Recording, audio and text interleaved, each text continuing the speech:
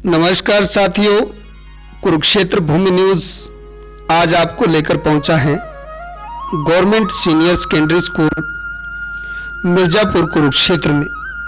साथियों, लॉकडाउन के चलते किस प्रकार की दिक्कतें शिक्षा के क्षेत्र में आई और कैसे अध्यापकों ने बच्चों की शिक्षा को लेकर संघर्ष किया, उन मुद्दों पे आज चर्चा करने के लिए हम government senior secondary school Mirzapur में पहुंचे और यहाँ की जो लाइव तस्वीरें आपको दिखाई जा रही हैं उनको भी आप तक पहुंचा रहे हैं कि किस प्रकार से इस विद्यालय की सुंदरता और यहाँ के आंगन की व्यवस्था और बच्चों के शिक्षा के स्तर और बैठने की व्यवस्था, इन सब पर नज़र आज हम दौड़ा रहे हैं और आप लोगों को रूबरू दिखा रहे हैं कि लॉकडाउन के चलते भी किस प्रकार से और कोरोना महामारी का जो कहर हमारे देश पर ही नहीं पूरे विश्व पर आया, उसके चलते बच्चों में किस प्रकार से शिक्षा को लेकर अध्यापक संघर्ष कर रहे हैं। इन्हीं मुद्दों पर चर्चा करेंगे यहाँ की प्रधानाचार्य से और मुलाकात करेंगे शांति रिपोर्टर के साथ। जानकारी लेंगे ऑनलाइन शिक्षा की व्यवस्था किस प्रकार से की गई, कैसे बच्चों को शिक्षा दी गई। आइए मुलाकात करते हैं शांति रिपोर्टर के साथ। नमस्कार, कुरुक्षेत्र भूमि न्यूज़ में मैं चीफ रिपोर्टर शांति सभी का हार्दिक स्वागत करती हूं और कुरुक्षेत्र भूमि न्यूज़ की टीम आज पहुंची है government senior secondary school Mirzapur में और आज हमारे साथ खास मुलाकात में है मैम स्वीटी अरोड़ा जी, जो एज ए प्रिंसिपल 2017 से स्कूल को अपनी सेवाएं दे रही हैं। मैम से एक जानकारी कर लेते हैं हम बातचीत करके कि मैम ने अपने एज ए प्रिंसिपल स्कूल का ओहदा संभालने के बाद कौन से स्कूल के लिए कार्य करवाए और क्या यहाँ का वार्षिक परीक्षा परिणाम रहता है। जैसे कि लड़कियाँ हर एक क्षेत्र में अव्वल हैं और ये मिर्जापुर गांव का सौभाग्य है कि यहाँ पर प्रिंसिपल मैम अपनी सेवाएं दे रही हैं। सरपंच का जो पद है वो भी एक लेडी देख रही हैं और इसके साथ एसएमसी मेंबर की जो प्रधान है वो भी लेडीज़ ही है। तो महिलाएं किसी भी क्षेत्र में पुरुषों से पीछे नहीं हैं और इसी चीज़ को जो अभिव्यक्ति है इसी को जाहिर करते हुए मैम अपने कार्य को बड़े सुचारू रूप से कर रही हैं। आइए मैम से जानकारी लेते हैं।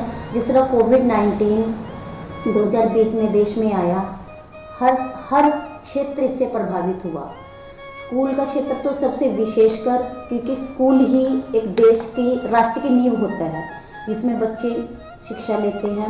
लेकिन 2021 में वैक्सीन आने के बाद बच्चों का जो पढ़ाई का जो स्तर है 6ठी से 12वीं तक के बच्चों का जो एजुकेशन है वो शुरू कर दी गई। आइए मैम से जानकारी लेते हैं कि लॉकडाउन जब लगा तो बच्चों की किस तरह से कक्षाएं मैम ने कंडक्ट करवाई, किस तरह बच्चों ने अपनी पढ़ाई को जारी रखा और लॉकडाउन के बाद जैसे क्लासेस लग रही हैं तो सिलेबस वगैरह किस तरह से चल रहा है। आइए मैम से जानकारी लेते हैं। नमस्कार सभी को।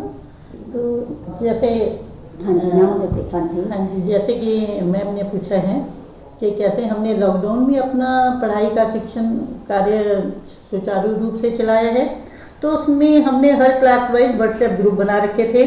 तो व्हाट्सएप ग्रुप में मैं भी थी और मेरे जो टीचर्स थे वो भी थे और हम डेली देखते थे भाई टीचर क्या होमवर्क बच्चों को दे रहे हैं। पीडीएफ के थ्रू लेसन्स के क्वेश्चंस जाते थे, बच्चे होमवर्क करके उनको वापस ग्रुप में डालते थे, टीचर्स चेक कर लेते थे और हम ये देखते रहते थे भी कौन सा विषय का काम आज नहीं मिला है तो हम उस टीचर को कह देते थे भी आज आपका होमवर्क नहीं आया है।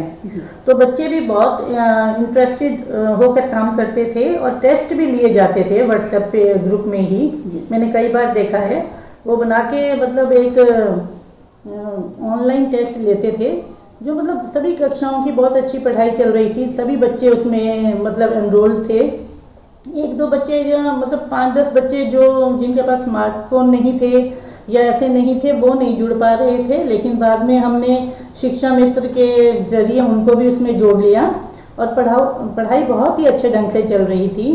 और अब जब उसके बाद हमने 2 बार अपने स्टाफ का कोरोना टेस्ट भी करवाया है, जब एक सितंबर में करवाया, एक हमने नवंबर के एंड में करवाया। तो जानना चाहेंगे मैम, जो वैक्सीन आ चुकी है फर्स्ट और सेकंड जो इसका वो है पीरियड है, तो उसमें वैक्सीनेशन हो चुका अपना? वैक्सीनेशन अभी तो जैसे पहले फ्रंटलाइन वर्कर्स को या हेल्थ डिपार्टमेंट वर्कर्स के हैं या पुलिस मैन हैं, उनके लिए अभी चल रही है। अभी तो हमारे तो नहीं आया है नंबर के बच्चों को लगे, तो बाकी बच्चों का भी कोरोना टेस्ट हुआ है, उसके बाद ही उनको क्लासेस में अलाउ किया है। तो सभी बच्चों का लगभग कोरोना टेस्ट हो चुका है और उसके साथ ही डेली उनका टेम्परेचर मापा जाता है, उनको हैंड वॉश सैनिटाइजर से करवाया जाता है, मास्क लगाए जाते हैं और बच्चे आज भी क्लास में मास्क लगाकर और सोशल डिस्टेंसिंग के थ्रू आपको पढ़ाई करते हुए दिखाई देंगे। जी मैम, वो हमने व्यू भी किया है, बहुत अच्छी यहाँ की व्यवस्था है।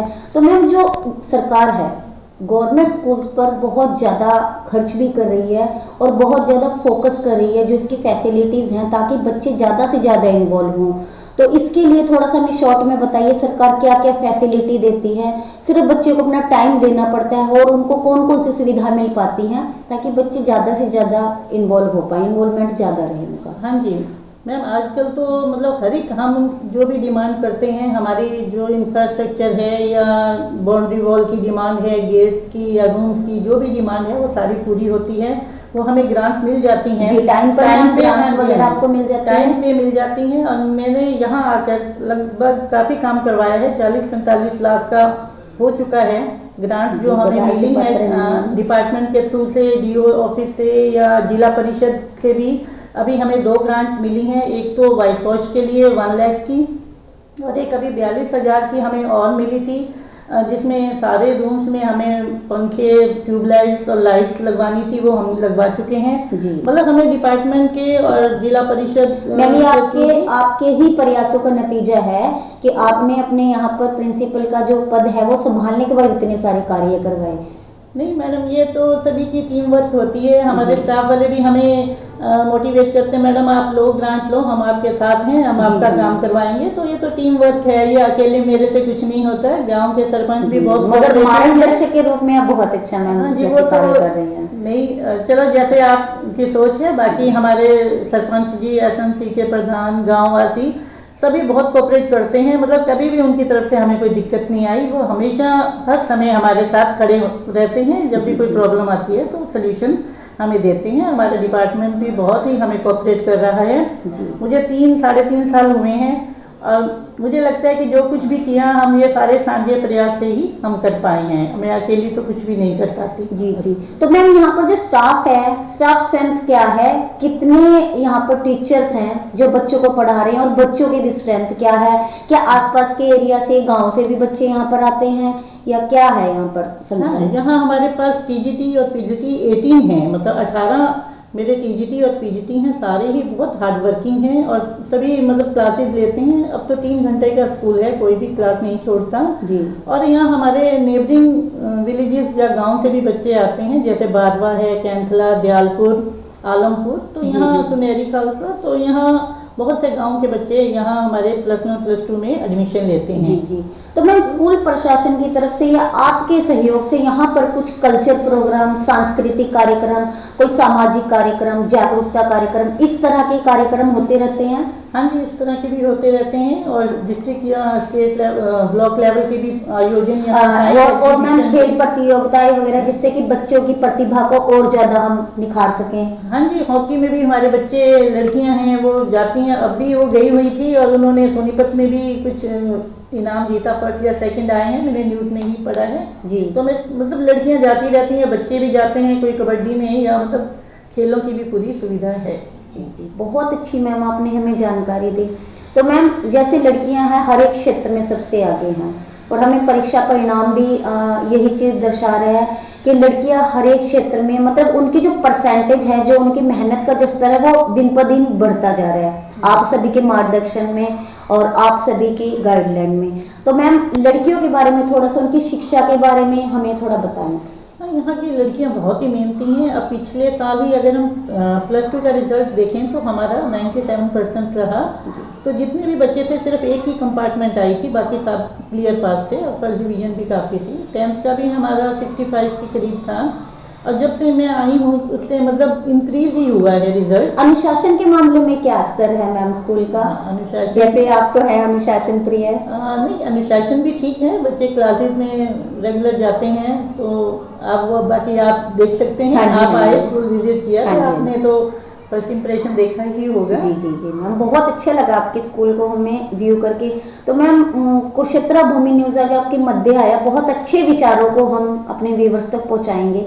तो मैम आप हमारे चैनल के माध्यम से क्या शुभकामना संदेश देना चाहेंगे? हम चैनल के माध्यम से हम आप दोनों को यही शुभकामना देंगे कि आप अपने काम बहुत ही निष्ठा से और बहुत ही मेहनत से कर रहे हैं। अभी आपने बताया आपने गांव भी विजिट करने हैं और किए भी हैं, तो आप भी बहुत ही मेहनती हो। और आप हम भगवान से चाहेंगे भी आप भी अपने लक्ष्य हासिल करें और बहुत ही कामयाबी हासिल करें और आगे ऊंचे मुकाम पे पहुंचें। बहुत बहुत मैम धन्यवाद, आपने हमें अपने शब्दों के द्वारा बहुत अच्छा मार्गदर्शन किया। तो बने रहिए कुरुक्षेत्र भूमि न्यूज़ में चीफ रिपोर्टर शांति और कैमरा पर्सन पवन के साथ। आगे भी लाइव और खास मुलाकात में जो कुरुक्षेत्र भूमि न्यूज़ का एक धरातल से जुड़ी हुई चीज़ों को जो लोगों तक जानकारी पहुंचाने का एक कार्यक्रम है, इसको यूं ही जारी रखेंगे। और जो भी सार्वजनिक क्षेत्र से, शिक्षा क्षेत्र से, सामाजिक क्षेत्र से जो भी जुड़ी हुई संस्थाएं, स्कूल्स या जो भी ऑर्गेनाइजेशन है, उन सब की जानकारियों और खबरों से आपको अपडेट करते रहेंगे। धन्यवाद।